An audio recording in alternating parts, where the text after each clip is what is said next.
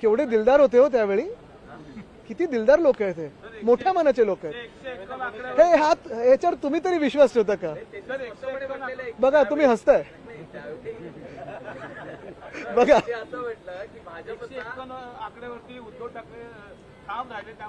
आम्ही आकड्यावर वाकडे जाणारे लोक नाही हो. 100% हे आमचं म्हणणं नव्हतं कधी. पण एक आहे निश्चित, आपल्याला माहिती आहे त्यावेळी आता युती तोडली कोणी, हे आता वेगळं वेगळं आता थोडं थोडं बाहेर यायला, सरकारी भाषेत अंशतः बाहेर यायला लागलेलं आहे.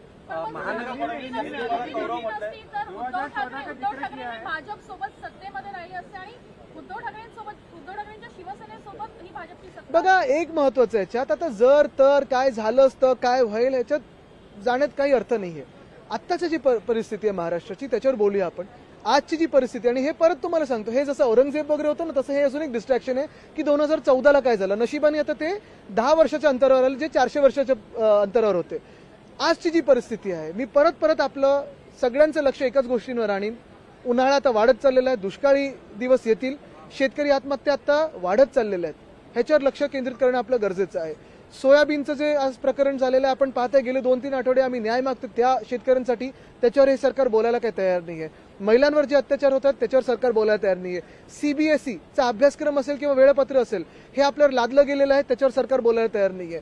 हे जे महत्वाचे विषय, काल मी रस्त्यांचा जो विषय घेतला होता त्याच्यावर मी अध्यक्ष महोदयांचे खरोखर अभिनंदन करतो आणि आभार मानतो मनापासून की त्यांनी आमच्या मनातलं काय ते ओळखलं आणि काल ज्या मी मागण्या केल्या होत्या त्याच्यावर निर्देश दिलेत. आता पुढची कारवाई महापालिकेकडून होईल का ह्याच्यावर आमचं लक्ष आहे. पण नगरविकास खात्याचे मंत्री येऊन थातूरमातूर काहीतरी करून गेले, हेच महत्वाचं आहे की आता 400 वर्षापूर्वीचं नाही तर 10 वर्षापूर्वी काय घडलं होतं, ह्या गोष्टींमध्ये जाऊन काही अर्थ नाहीये. आत्ताच्या महाराष्ट्राच्या विषयांवर आपण बोलणं गरजेचं आहे. आज महापालिका आयुक्तांनी ज्या मुंबईतील निविदांमध्ये अनियमितता झालेली आहे, या बाबतीत महानगरपालिकेचे आयुक्त आणि अतिरिक्त आयुक्त प्रकल्प यांनी या सगळ्या निविदांच्या बाबतीत आज आढावा घेतलेला आहे. आणि या आढाव्यामध्ये एकनाथ शिंदेच्या जवळचे कंत्राटदार रडारवरती आहेत, कारण का त्या अनेक कंत्राटांमध्ये ही अनियमितता झाली आहे. बघा तुम्हाला सांगू, एक मान्य करायला लागेल की गगराणी साहेब जेव्हापासून महापालिकेत आलेत तेव्हापासून हे सगळे प्रकरणं आटोक्यात आणण्याचा प्रयत्न करत आहेत. अर्थात एक महत्वाचं आहे, आधी मुख्यमंत्री जे होते, जे घटनाबाह्य मुख्यमंत्री होते, ते दबाव टाकून आधीच्या पण म्युन्सिपल कमिशनरवर आपल्याला माहिती आहे काय काय कामं पास करून घ्यायची.